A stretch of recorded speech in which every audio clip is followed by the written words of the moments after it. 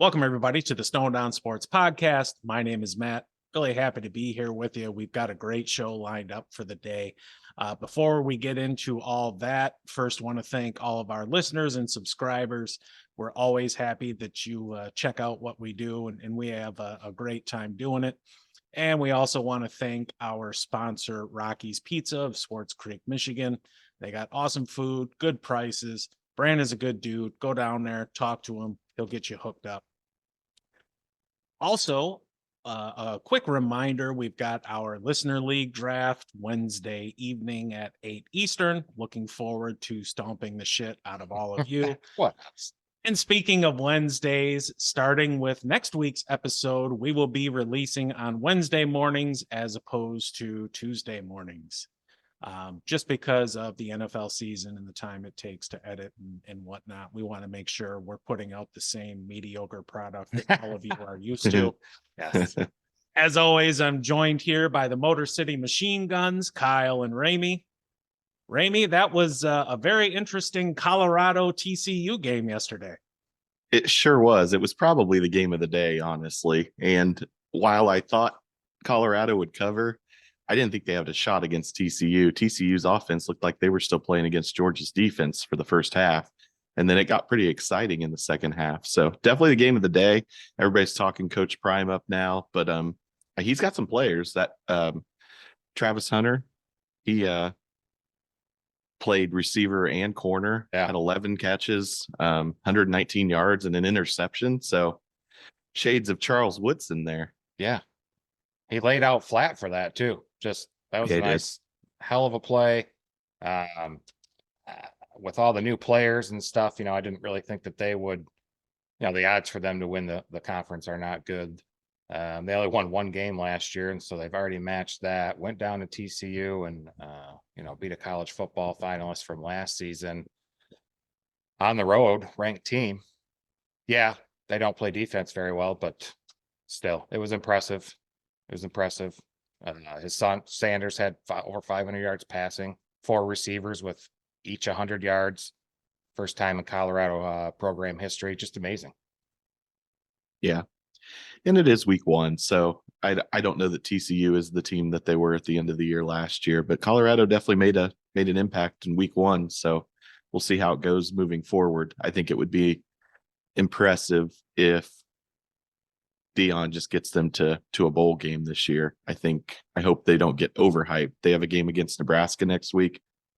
Nebraska did Nebraska things on Thursday night and snatched defeat from the jaws of victory against Minnesota. So we'll see how that game goes next Saturday at noon.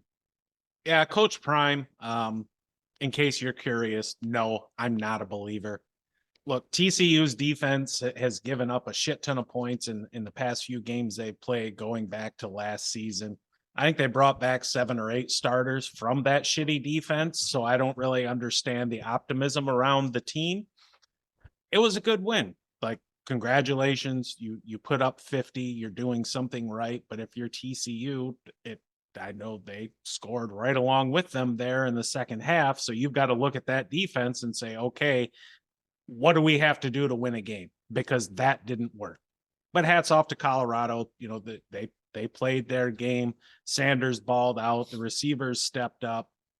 And when Dion come in, he told a lot of the people there, pretty much everyone, most of you are not going to be here. He brought in his people and he's going to do it his way. We'll find out soon enough if it's going to work or if it isn't. But so far, they're off to a good start. But let's not go sucking each other's dicks just yet, putting them into a bowl game. Let's see how they do moving forward. Yeah. Lots of new pieces. And the only thing that this team resembles is the uniforms from last year. So we'll see. But some impressive individual performances, and interested to see what happens with Colorado this season. For sure. Yeah. That was really kind of the game of the day. Other than that, there were a couple good games. I think Penn State and West Virginia was a decent game, closer than I think what people thought it was going to be. I don't know that Penn State really impressed. And then your guys' Michigan team looked pretty good against, East Carolina. East Carolina. Yeah, the Pirates.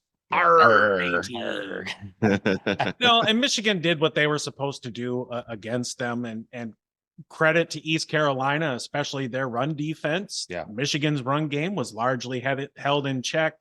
So they pivoted over to the passing game. Roman Wilson with 3 touchdowns.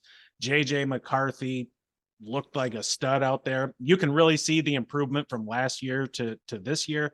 At times last year, you could tell there were throws that he was leaving on the field, but yesterday it was a very efficient 26 of 30, right? Yeah, 26 of 30, 86.7% completion percentage.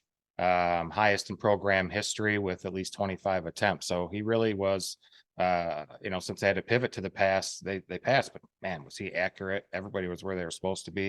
It's exciting to see Michigan get more multidimensional. And I know Brock Bowers gets a lot of love, deservedly so, but Colston Loveland, my God, as a sophomore, that dude is a hell of a tight end. He's going to be playing on Sundays, probably after next season. Yeah. He's in the conversation for best tight ends in the country. I do think Brock Bowers is the best tight end in the country, but Loveland's not far behind. I'd put him in that tier below. Yeah, there's a few other tight ends. Jatavian Sanders from Texas, Bryson Nesbitt for North Carolina, also pretty good tight end. But Colston Loveland did look good. 6'5", 250. Matt's right. You're going to see him on Sundays in the future. Yeah, and then we have my Hoosiers. They played football yesterday. They sure did, if that's what you want to call it. They found a new way to disappoint me because Ohio State did not look good. Now, granted, IU did play halfway decent on defense. Ohio State's still trying to figure out the quarterback situation. They played both of their quarterbacks. They played Kyle McCord and Devin Brown. I was just discouraged at the ineptitude on offense.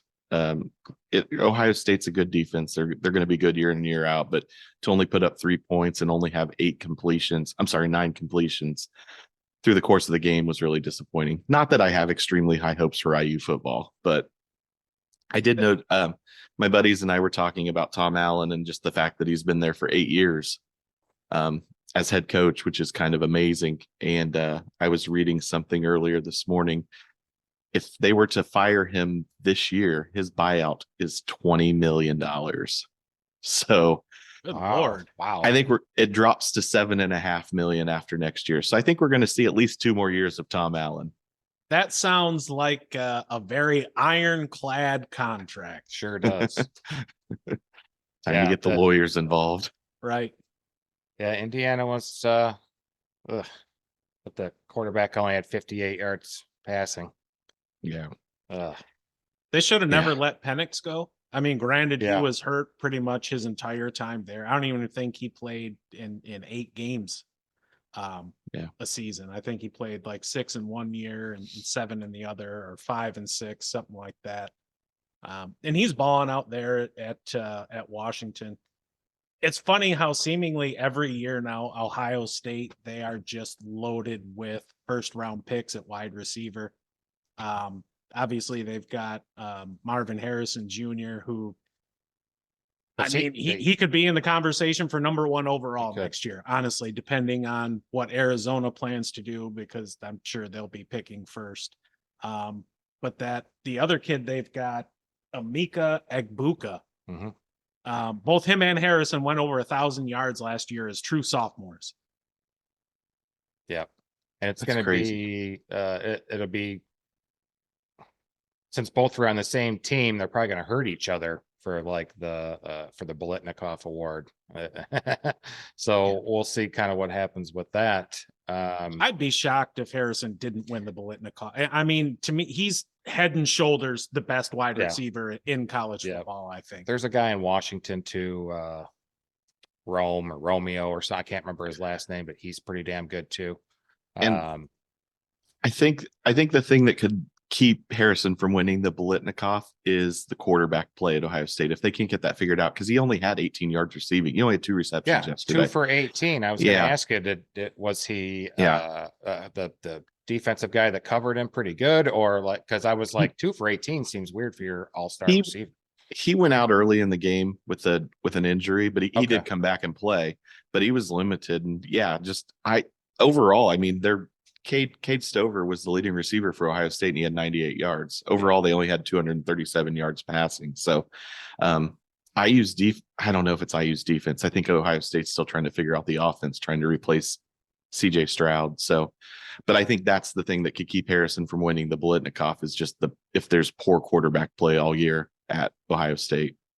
Yeah, Kyle McCord up until this point hasn't looked all that great in very limited play. He's played in 12 games. He's got coming into this week, it was 600 yards, 3 touchdowns, 2 picks.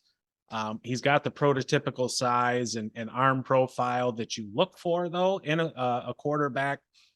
He's not necessarily a statue, but he's not somebody who's just going to take off and run. Personally, I hope him and the entire team fall flat on their face and finish 7-6 this year. And Ryan Day gets fired. right. And Yeah. well, no, leave him there. Oh, okay. And they go on to lose to, Baylor in the Holiday Bowl or Alamo Bowl or some bullshit bowl. Some bullshit. That's a new one, actually, the bullshit bowl. Yeah. They just, it's trademark. Yeah. It's played in Des Moines. And it's a shame too that this season there was only one top 10 matchup to kick off the year, which we can't really talk about because it's not taken place yet at the time of this recording. But still, look, Michigan's out of conference schedule is not exactly daunting. I get that. I just wish we would get some more premier matchups. I wish teams would take more chances in their out of conference scheduling, but I also understand why they don't, because you can play 3 or 4 bye games each year, run through your conference, hopefully undefeated or with 1 loss, and you're right there in the conversation. But if you play, a difficult out of conference schedule and you lose one, now you have to run the table in your conference to have a chance. And I would also like to see more. If we're just going to have the occasional top 10 matchup to begin the year, let's get rid of this bullshit neutral field where Georgia plays in Atlanta or whatever.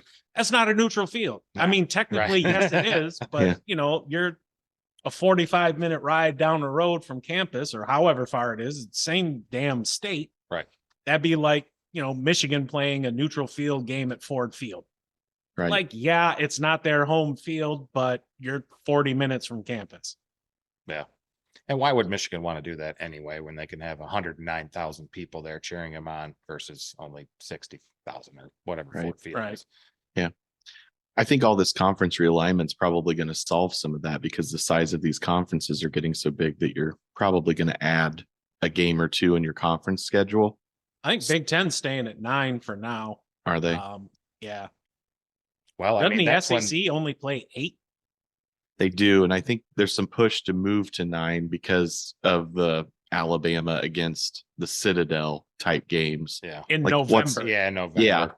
Yeah. So I understand why there's reluctance to go to 9 games in the SEC because that's one more opportunity for an Alabama or a Georgia to have a legitimate game in fall. And to your point, Matt, if you're playing the Citadel and you win by 60, it's money for the Citadel and it's another win on your schedule, and you don't really have to sweat that. It's essentially a walkthrough bye week.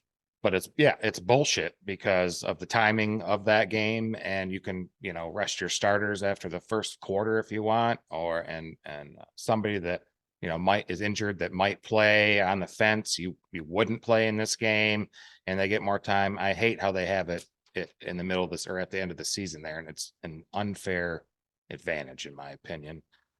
Fuck the SEC though, I don't like it. Yeah. We've talked about top wide receivers, top tight ends. Let's talk Heisman a little bit. Some finalists. Michigan, I'm going to say Blake Corum's going to be a finalist this year. Definitely Caleb Williams, I imagine. Quinn Ewers maybe out of Texas. Jordan Travis out of Florida State is getting some early season hype. He was Only graded behind Caleb Williams last year among Power 5 quarterbacks on PFF. So Yeah. I think Drake May will get some love. it's hard for Penix him will in get that some division. I love. think it's hard for him in that conference to really get true love. Oh, He's a stud. He'll get the attention he deserves. Somebody out west, Bo Nix up in Oregon. He's a dark horse candidate. they lit it up yesterday against Portland State. Ooh, well, that's an early test that Yeah. they managed to persevere. Right. Yeah, 81-7. I think that this Travis Hunter, if he continues to do Yeah. what he did yesterday or Saturday, I think he'll get some Heisman attention. Now I don't know if you can maintain the amount of snaps he took throughout the course of the season. But if they use him correctly, I could see him making a push for the Heisman, especially the attention that Colorado is going to get with Coach Prime. And if they continue to win at least a little bit, that might be the thing that keeps him out of it. If they end up going 5-7, he's probably not going to be in New York for the Heisman. No, most likely not.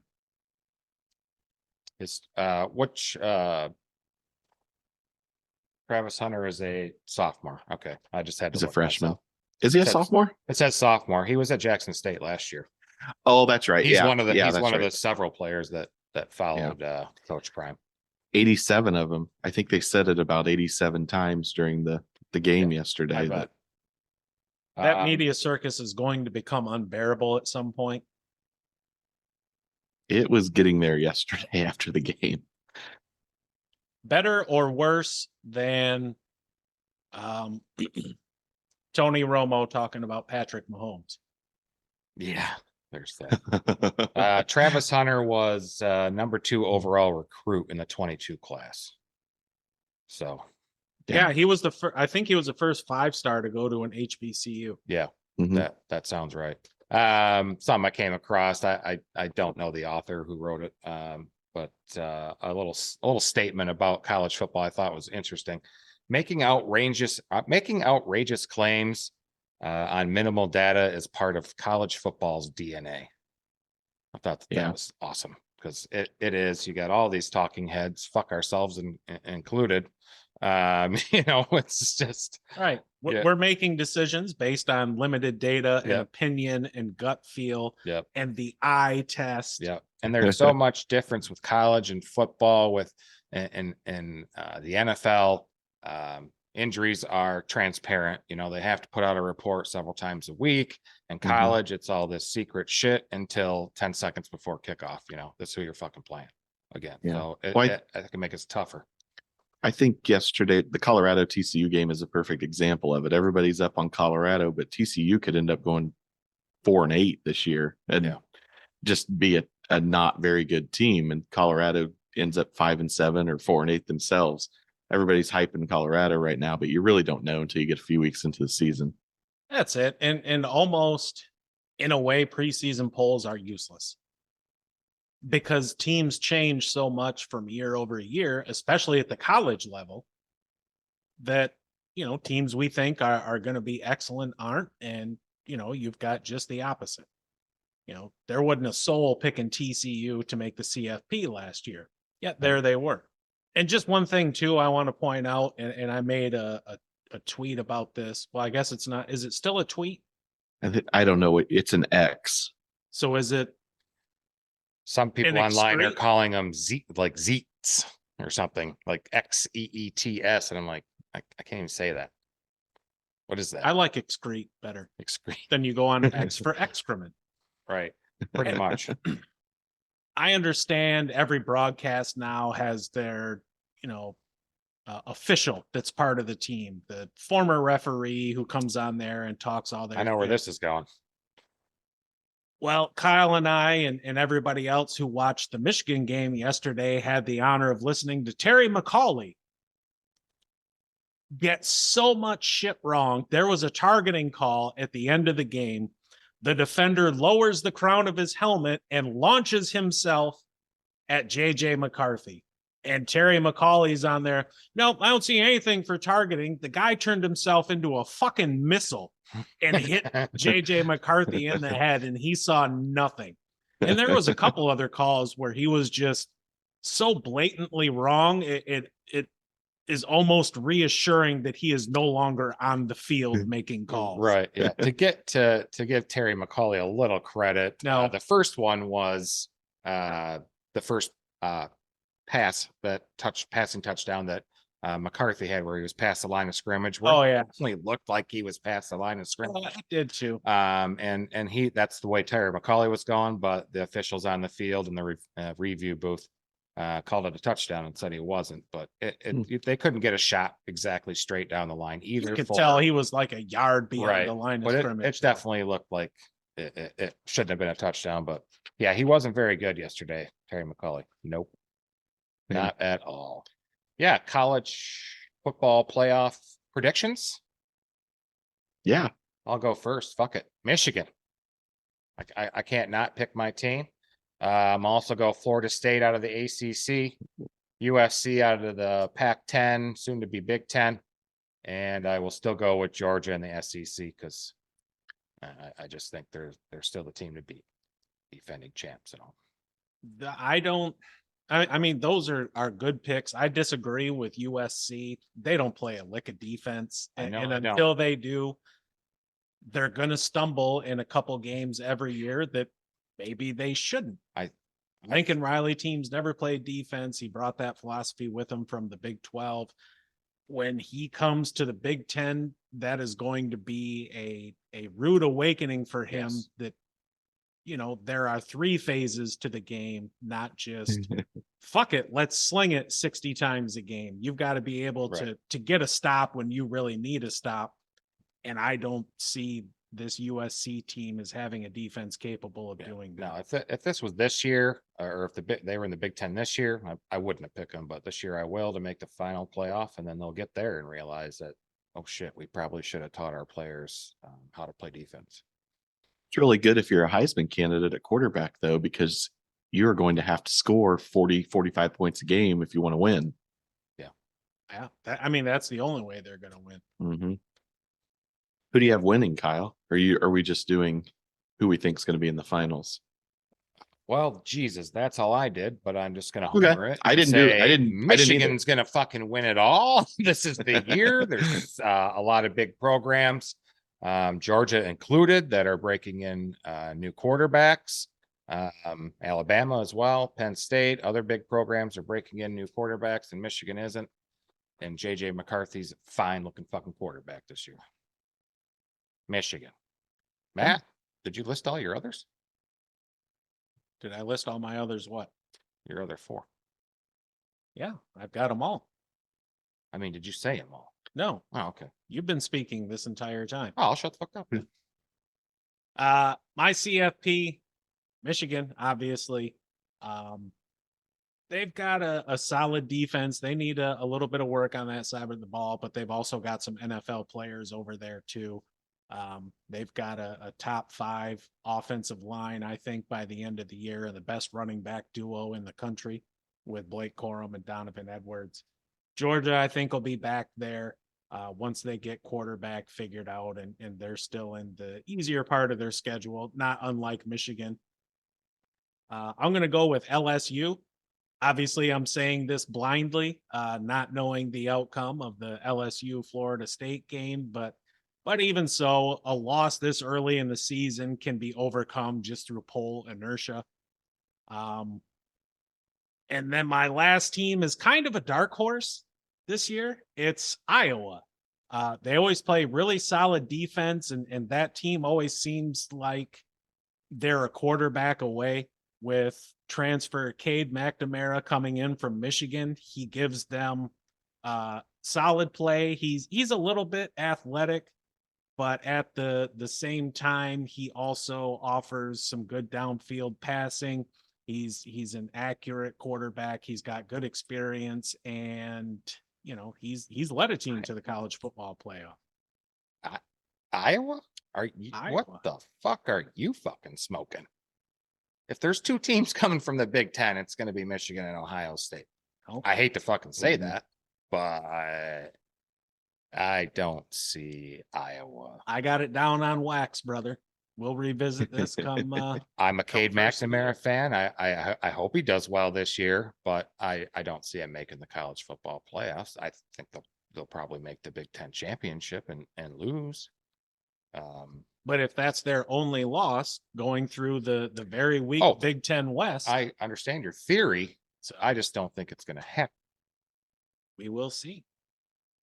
It'll be interesting to see. My 4. And I had Michigan. Michigan winning it. Sorry. Okay, sorry. My 4, Michigan. Their schedule is not that difficult. Penn State and Ohio State will be the 2 toughest games, and neither one of them really impressed yesterday. So Michigan State will be tough too. It's just a huge rivalry game in this state. It'll Yeah. still be tough, even if Michigan State's not that good. My second is Georgia. I just think that they're so talented that they're going to end up there, and I don't think they'll have any trouble figuring out the quarterback position as they go along. My third team, I really wanted to go LSU, but I think they're a year away. I'm going to go Alabama. I think it's going to come down to that game, Alabama and LSU, and it's in Tuscaloosa. So I think that'll give Alabama the edge there and propel them to the SEC championship game against Georgia, where they'll both end up in the college football playoff. And then my 4th team is from the West, not USC. I'm going to go with Washington. I think that with that high-powered offense, they looked really good yesterday. I'm a prisoner of the moment, but I think that they could run the table and run through the Pac-12, beating USC. It's probably going to be one of the best games of the year. It's going to be a really exciting game watching those 2 teams play. I was really close to choosing Oklahoma as my 4th team just because of the schedule. They don't play anybody. And with TCU looking like they did yesterday. But those are my 4, Michigan, Georgia, Alabama, and Washington. And I hate to agree with you guys, but I think Michigan's going to win. Well, see, that's called betting with your head and not your heart. Right. Yeah. My heart wants Michigan to win, and my mind is telling my heart that it's correct. You've made a wise choice, Ramey. I just think it's time. Harbaugh's improved them every single year, and now he's seemingly figured out the Ohio State issue. And Ohio State doesn't look like they're going to be as good as last year's team or even the year before. So I just think it's time where he finally pushes through and wins the championship. So he's won everywhere he's gone. Yeah, right. He wants to win so he can get back to the NFL. So he's got to win. He doesn't need to win to get back to the NFL. He could have gone either of the past 2 years. He could have, but he wants to finish the job here, get this done, bring a championship. Maybe he just wants to stay at Michigan. I think his ego tells him that he will eventually go there, but he's going to win one first. Where'd you learn so much about Harbaugh's ego? His history. Okay. The hell are you talking? Yeah. That wraps up our college football portion. Our portion. I totally did that on purpose. Anyway, whatever we're doing. I'm just standing. We're just going to move on to the NFL. Just all right. Continue the Fucking conversation along. Let's do it. To the next Let's portion. do it, moderator. Moving on to the NFL. It's back. Live Chiefs Thursday. I mean, you get do it. You get so nervous guy. if we don't talk for 8 seconds. I love it. I'm like, let's go. Ramey's got a court day or golf day. Yeah, Whoa. fucking golf day. Whoa, a court date. I Sunday. It's a holiday weekend. Don't know why I said court instead of golf. My court date's not till Tuesday morning. All right. Yeah, no shit. Oh. See, you get yourself a little napkin. Don't need one. That doesn't happen. It doesn't get wet Love it. over there. I'm smarter than you. Just admit it. Oh, it gets wet over there. Fuckers worried about the moisture over here on my fertile plains. I don't understand why. Your shitty desk irrigation over there. Irrigation. I don't Really showing off that intellect. know. Yeah, sure are.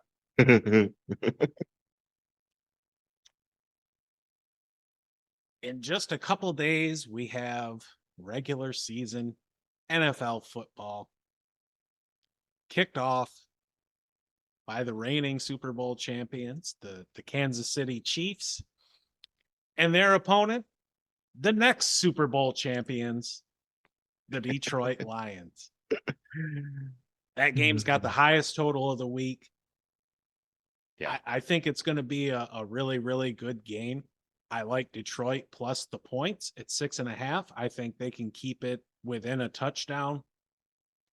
The back end of their defense is improved from a season ago, in theory.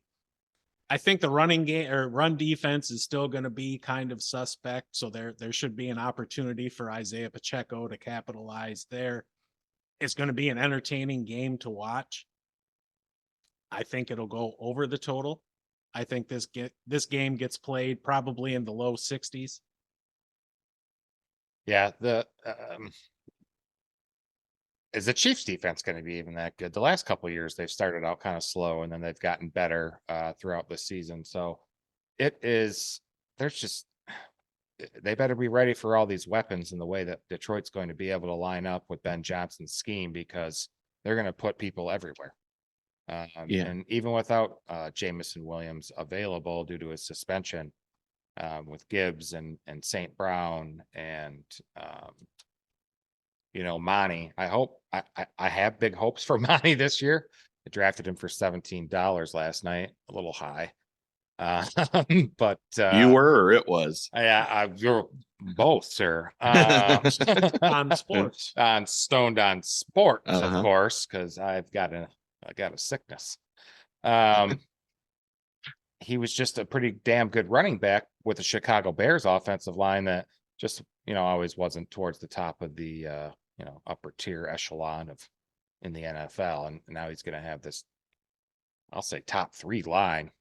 Oh yeah, confidently top yeah. 3 that he's going to be behind. So I'm so hyped and looking forward to it. This is the most hyped up team in my lifetime or Matt's lifetime, for sure.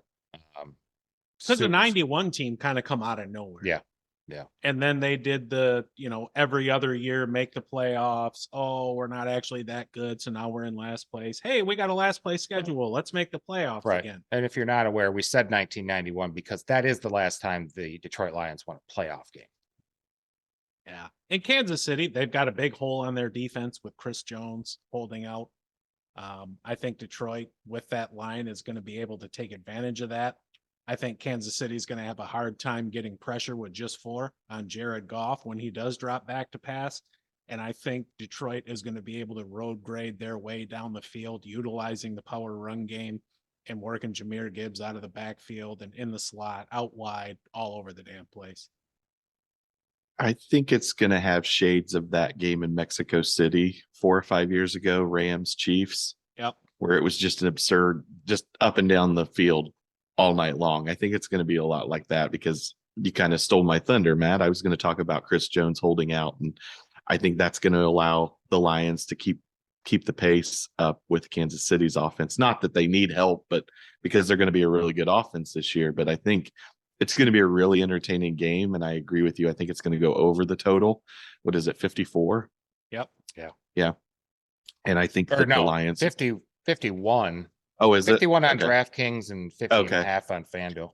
I was looking it up on ESPN and it says 54. So I would well, definitely take over 51. It's different all over the place. That's why you line shop, folks. Yep, absolutely. But yeah, I think the Lions cover. I think it's a field goal game, and it's probably going to come down right to the end. So should be a lot of fun to watch. Absolutely. I think another game that's going to be a lot of fun is Chargers and Dolphins Sunday afternoon. There's going to be a lot of points scored in that game. You've got 2 presumably healthy offenses coming onto the field. You've got a new OC in LA, ready to turn Justin Herbert loose.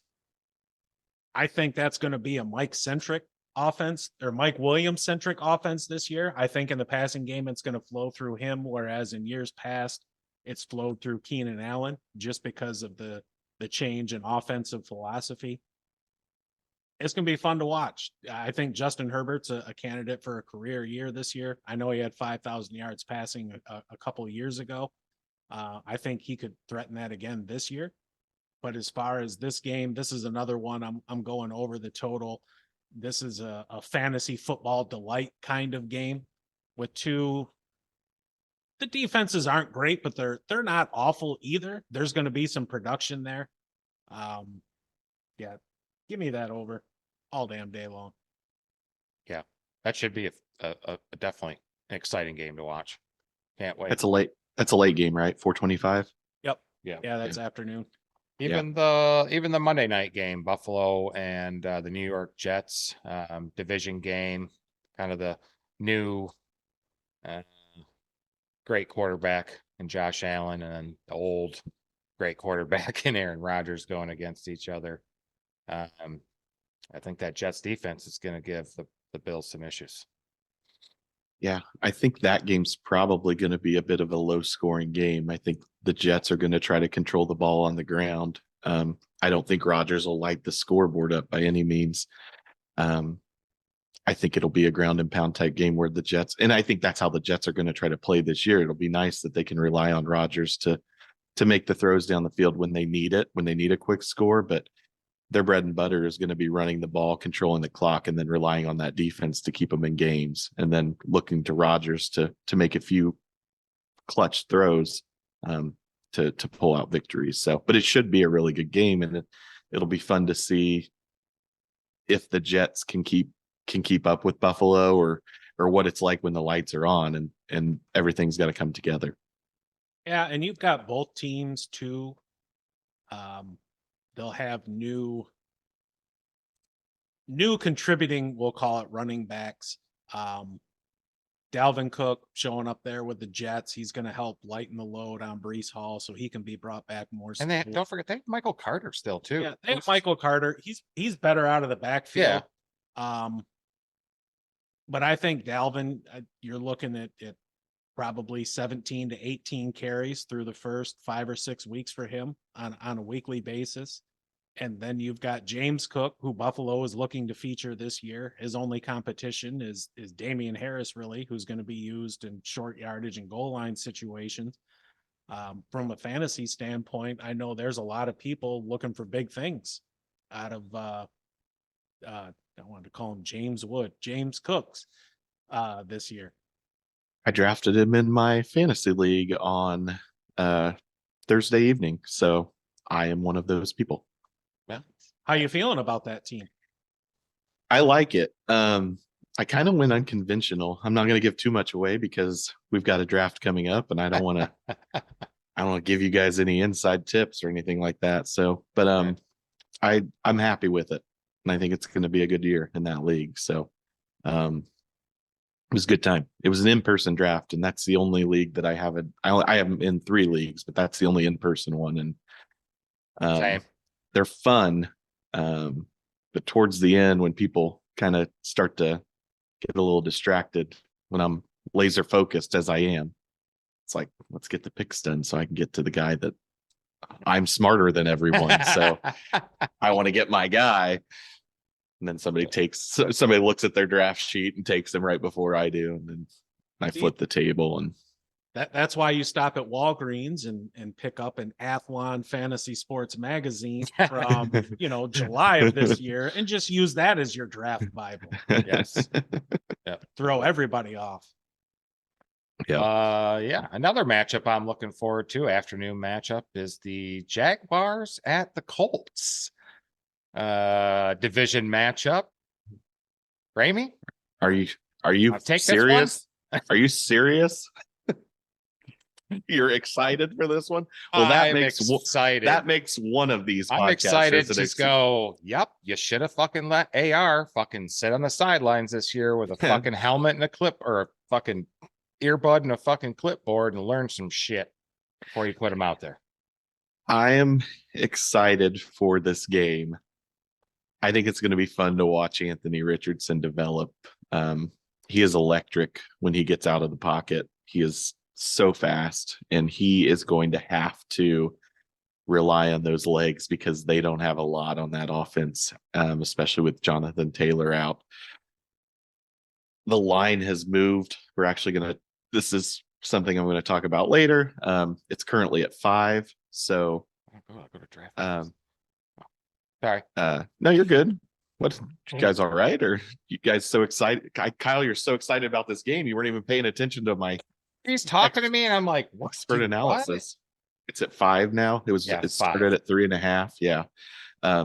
It was 3.5 a few weeks ago, but I think if you want to take the Jaguars defense this week, I think that might be a good call. Also, Washington's defense. I think my Yes. my strategy this year is going to be trying to pick up whoever Arizona is playing Yeah. or Indy who's playing. So I'm sure I'm not the only one, but yeah, it's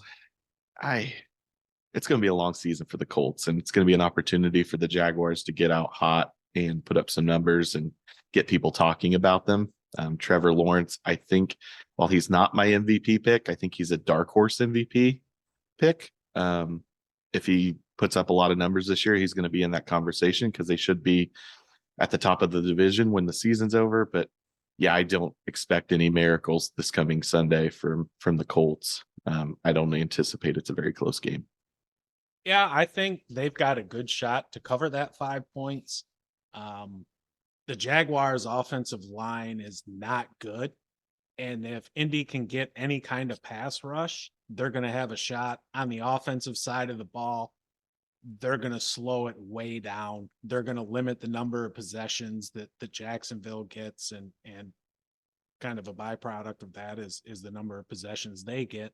But if they can keep the clock running, they're not going to win in a track meet against Jacksonville. If this game is played in the 40s, I think they lose. If they can keep it in the 30s, I think they've got a shot. You know, if they win, it's going to be like 17-16, 20-17, something like that. I think they're going to win. Yeah. I'm trying to keep my expectations low. Just be pleasantly surprised. I'm going to throw Justin, our Chicago correspondent, some love and talk about the Bears-Packers game again. I think this is the time where the Bears shed that whole Aaron Rodgers curse, and they're going to start winning and beating up on Green Bay for the next few seasons. And also fuck the Packers. But no, I like the Bears in this game. I don't have the... Yeah. What's it? Probably should have looked before I started talking. It's essentially a pick 'em. Would have made sense. Yeah. I think the it's Packers take this. One. Yeah. Yeah. Honestly, I think the Bears defense is not that great. The strength of their defense is on the back end, but the strength of the Packers offense is going to be running the ball. And I think the Bears are going to have a hard time stopping that with Aaron Jones and AJ Thighs Dillon just smashing into people over and over. Jordan Love, I think, has a shot to be an okay quarterback. This ain't going to be no third Hall of Fame QB in a row. No, absolutely. But they'll be around a 500 team, and they'll get the first win in that March here in week 1 in the NFL's oldest rivalry, which they remind us of every single time they play. They sure do. Yeah, I think it'll be a low scoring game. Just because of the way the Packers are going to play and the way the Bears play. They're both going to be running teams.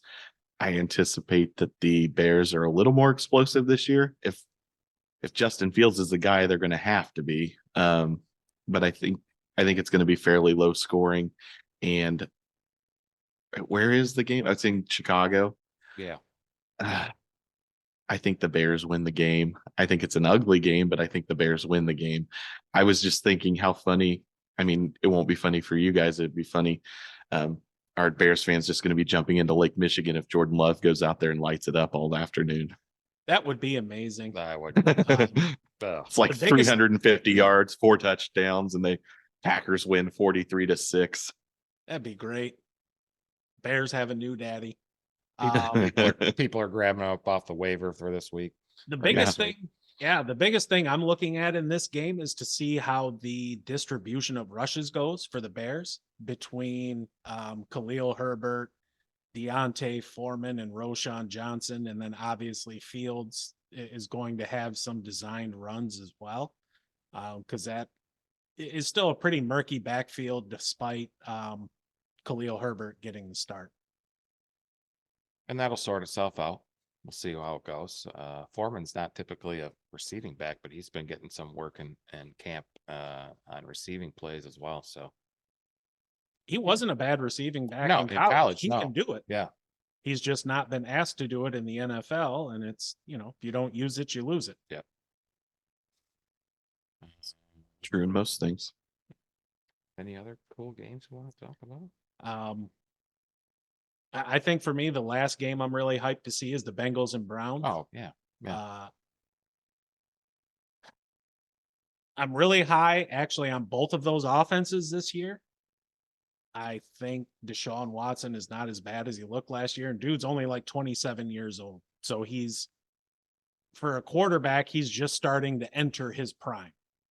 It seems anymore that a quarterback's prime is from like 27 to 31, where a running back, it's 21 to 25. Receivers skew towards the higher end in age as well. But there's going to be fantasy production all over that game. I understand the Bengals, their defense is not as good as the Browns, but I think they've got the superior offense to the Browns.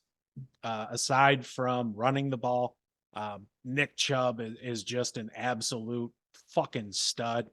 I know there was concerns about his production last year with Deshaun Watson at quarterback, but the whole offense looked like ass. So I don't really buy into that manufactured concern. I think it's nothing more than a means to get clicks on websites by people who don't know what they're talking about, and so they resort to that. The receivers there in Cincinnati, best trio in the league. I think there's an outside shot that all three of them put up 1,000 yards receiving this year. I think Tyler Boyd will come up just a little bit short depending on injuries and whatnot, but Joe Burrow, I think he's ready to make his ascent into that Patrick Mahomes tier of best QBs in the NFL. I think it's those two are the next generations, Brady and Mahomes, or Brady and Manning. And yeah, I love watching Joe Burrow play. Yeah, it should be a really entertaining game. I like the Bengals in the game, but I agree with you. I think it's going to be really fun to watch just because of the way those teams are set up. I know that Cincinnati's a little bit stronger in the secondary, so I think Watson's going to come out, and I think he'll have a good game, but I don't think he'll have a great game by any means. And I think just the superior talent on the Bengals offensive side of the ball is going to be what is the difference in that game. Plus, it's in Cleveland, and they get to go to Cleveland in September, so yeah, it suits them well for their offense. That it's going to be a fairly nice weather game. yeah. I don't know if the secondary, the Bengals, is going to be as good as last year. They lost Jesse Bates and True, Von that's Bell. true. So we'll see that the players that I don't know who they are, unfortunately, that they could ascend to be just as good or better. I do not know. So I temper my expectations on that, but I do like Joe Burrow a lot there. And if he's going to have a career year, like you say, then I can't see why 3 1,000-yard receivers could actually happen. So, and I think that new secondary of theirs, Joe Burrow's career year is going to be a byproduct of that, because they're going to have to score more to win than they have in years past. So we've talked about some of the games that we're interested in this week, and let's focus on some of the players we are interested in for fantasy. This is what we call our fantasy aces, the guys who are a lock to do some great things this week, and our fantasy deuces. Some guys who are kind of circling the toilet bowl for the week and not likely to help your teams out as much. My aces this week, first is CD Lamb from the Cowboys. The Giants defense, their pass defense has not been great, and they've not made any significant additions to shore up that pass defense. You've got McCarthy taking over play calling there in Dallas.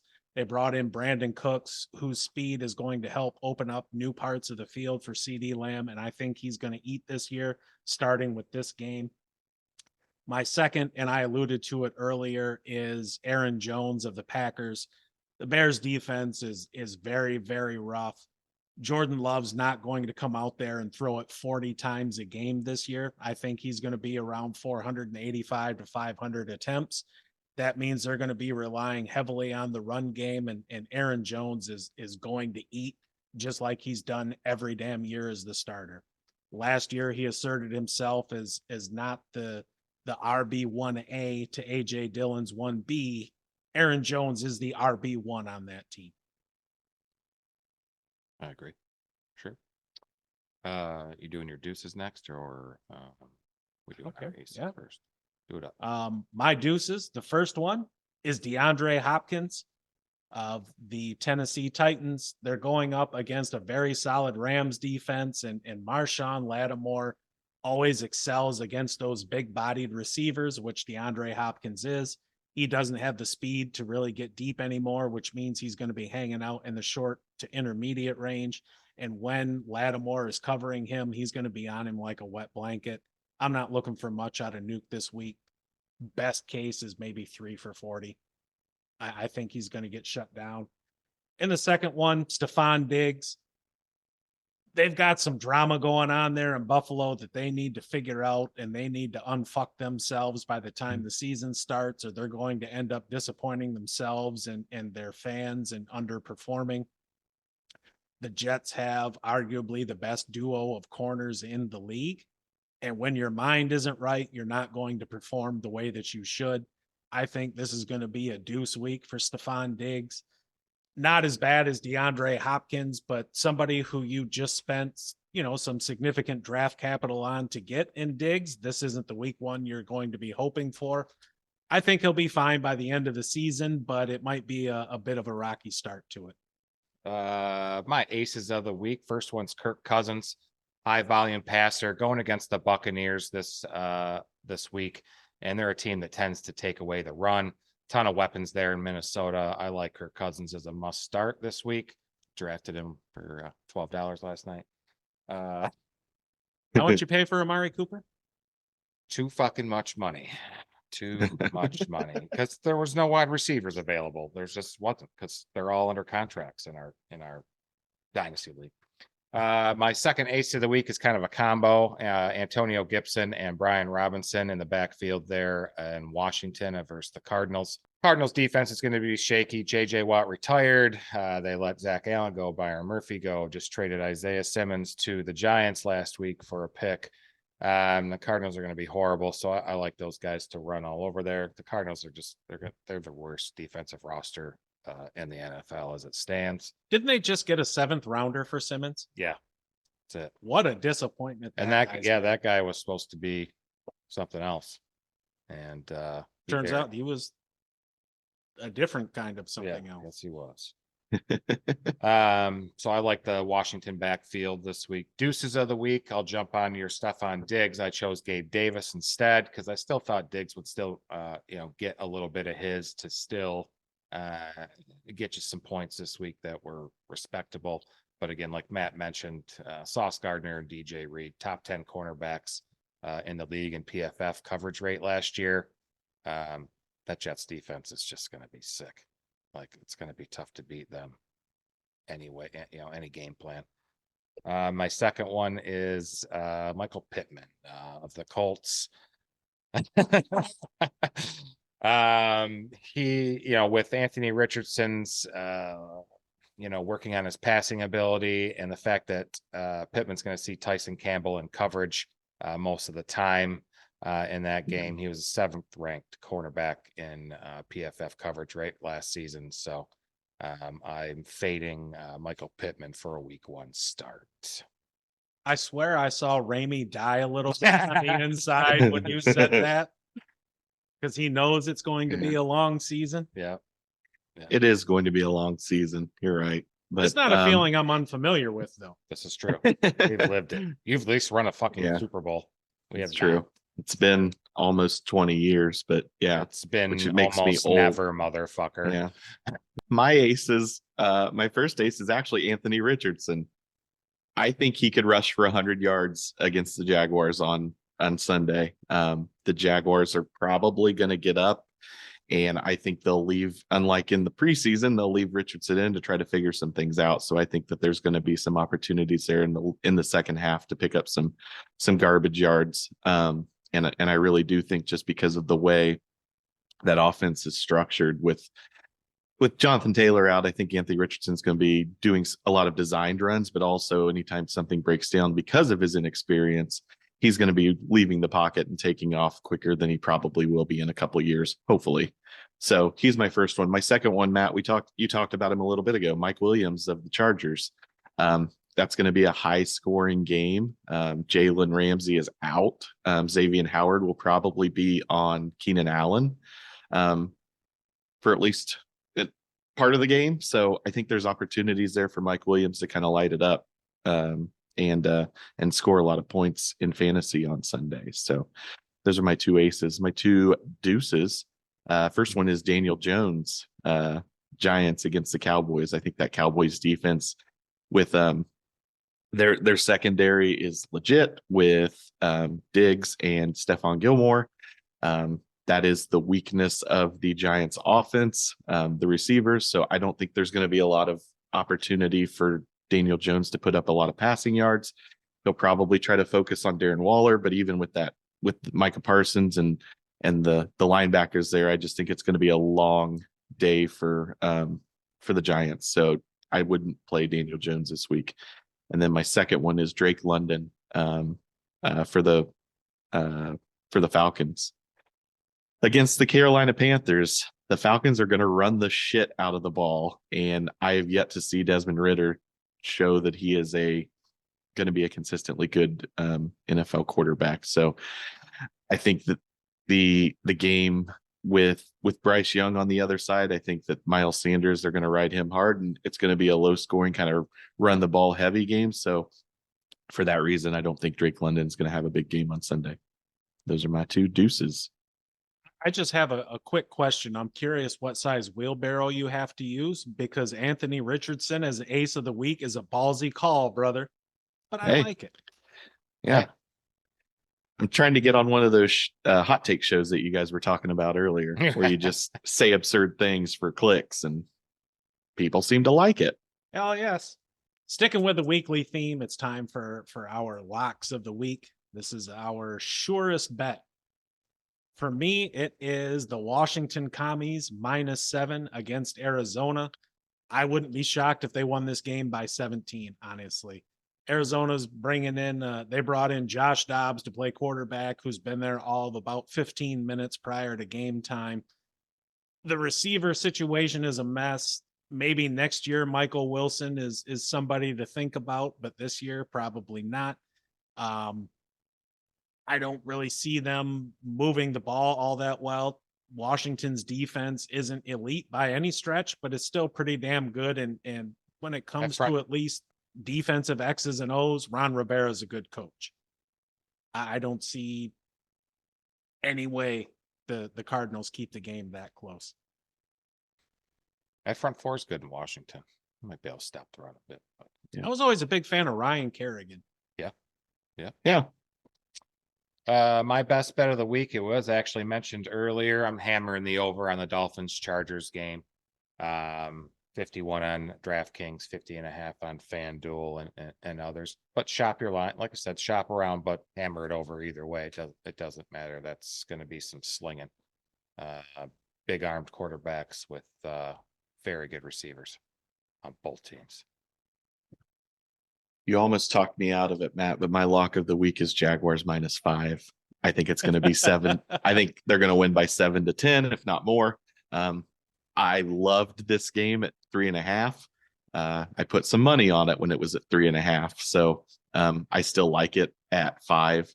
I just don't think it's going to be a close game. The Jaguars offense is too explosive, and the Colts just aren't very good this year. So I think it's going to be, and even when they were good, the Jaguars had their number. So this first game, I don't anticipate it being a very close game. So that's my lock of the week. So we are almost done.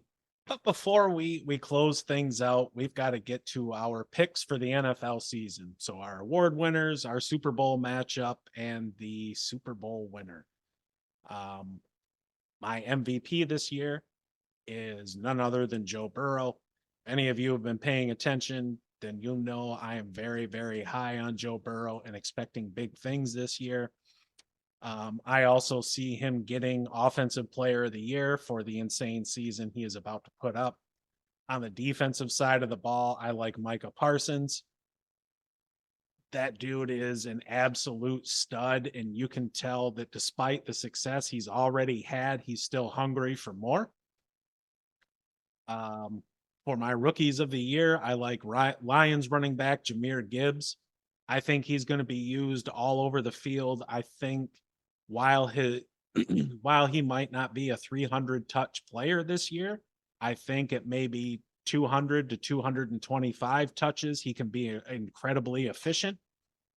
I think 15 to 1,800 yards from scrimmage and double-digit touchdowns are not out of the question. Probably split evenly between rushing and receiving. And on the defensive side of the ball, I like Jalen Carter of the Eagles, a guy who likely would have been the number 1 overall pick had it not been for some off the field troubles. Philadelphia has a good culture. There's solid veteran leadership there to help keep some of these allegedly troubled players with some challenges off the field, to kind of keep them in line and keep their mind right and focused on the task at hand. Yeah. Philadelphia. You mean Georgia North? Yeah. Yeah. No shit. MVP Joe Burrow. I totally agree with you. I think that's going to happen this year. Defensive Player of the Year again, Micah Parsons. I agree with you on that. Had the same had the same amount as QB pressures as Joey Bosa did, and only had just a couple less sacks than Bosa. So I think that's going to turn around. He'll be the sack leader this season.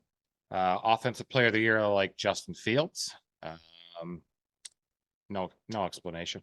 Offensive Rookie of the Year, I like Bijan. He's just so multi-talented. Yeah, I can just do that. Whatever. Yeah. Bijan. Not much to say for that either. They're going to run the ball. That's going to be a run-heavy team. And yeah, he's going to do it. And Defensive Rookie of the Year, Brian Branch for the Lions. You picked the Offensive Player of the Year from the Lions. I went with the Defensive Player for the Lions. He slipped to the second round. I don't think he should have went that far. He's did some amazing things in camp this year, and he's going to win it. Period. And no safety has won that award since 1990. Anybody know who it was?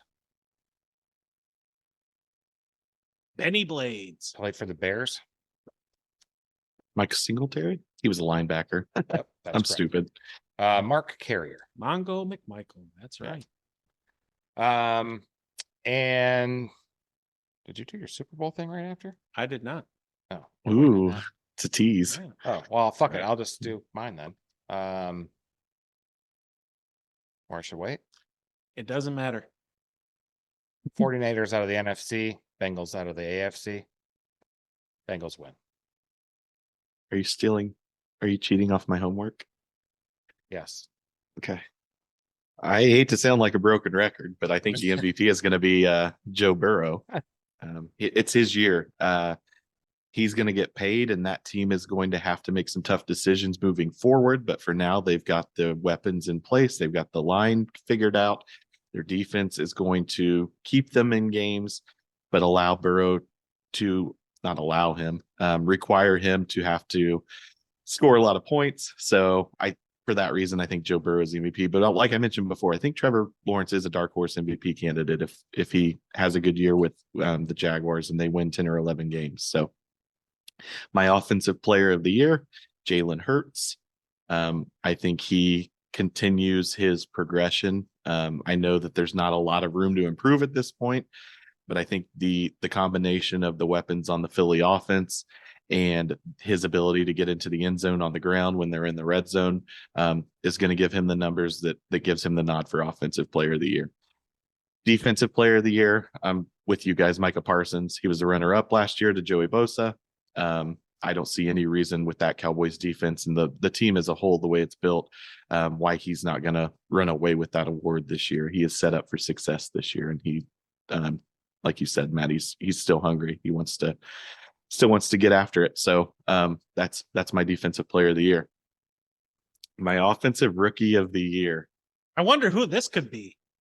Anthony Richardson, baby. I'm calling it. I'm calling it. I'm calling it. Here's why. I had no idea because no reason, just him.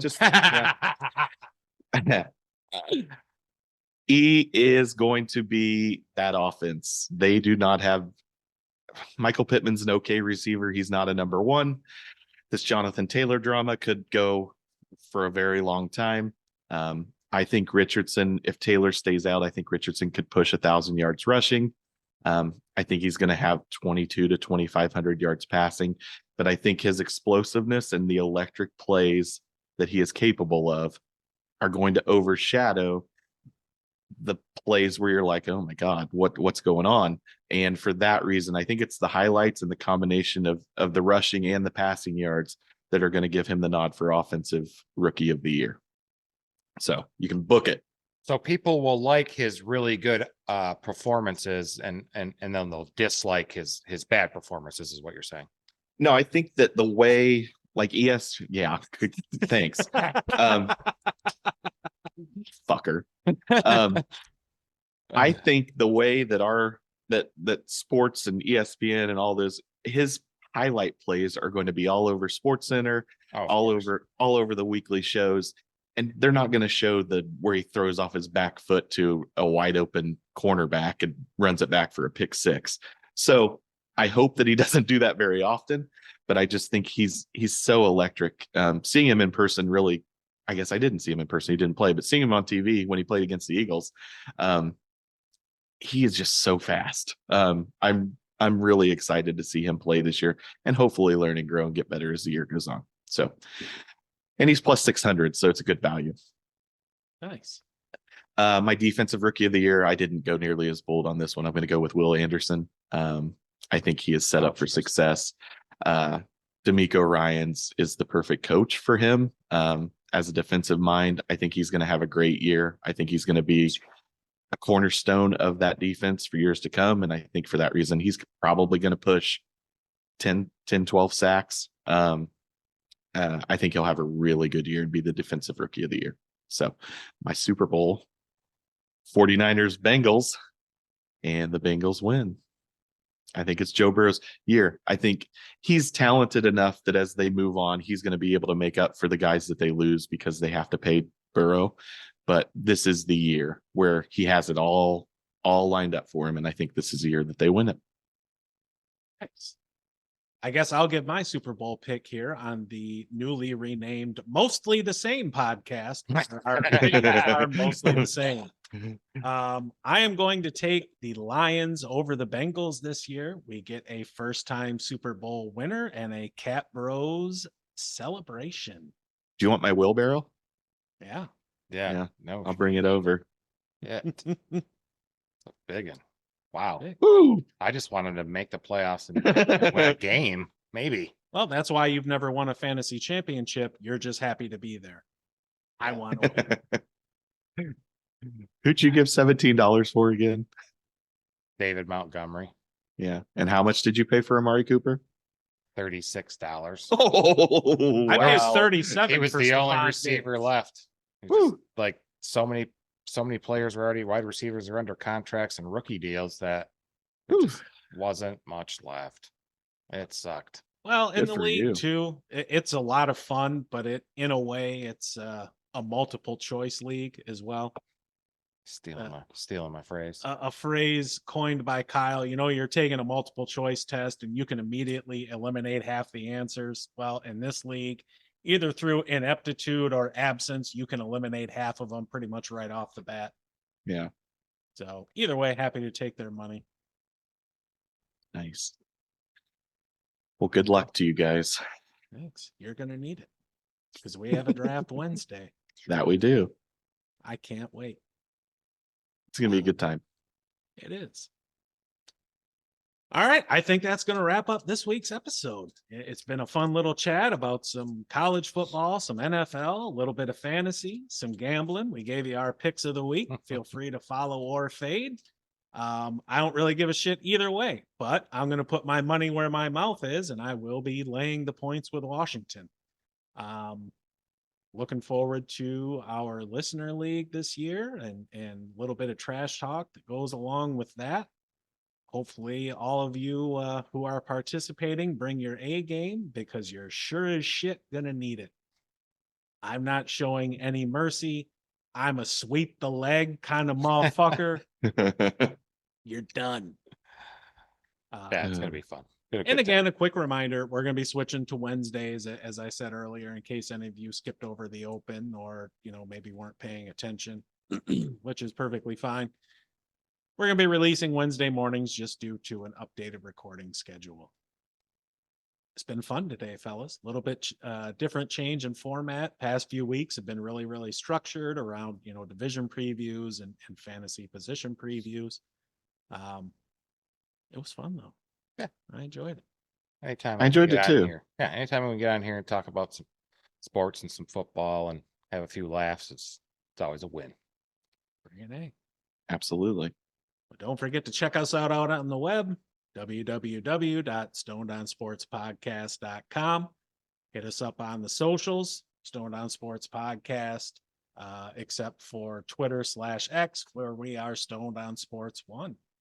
You got any questions or need some help picking your starting lineups, we'll be there to give you a hand. Also check out our other content as far as, shorts and TikToks and all that other horse shit.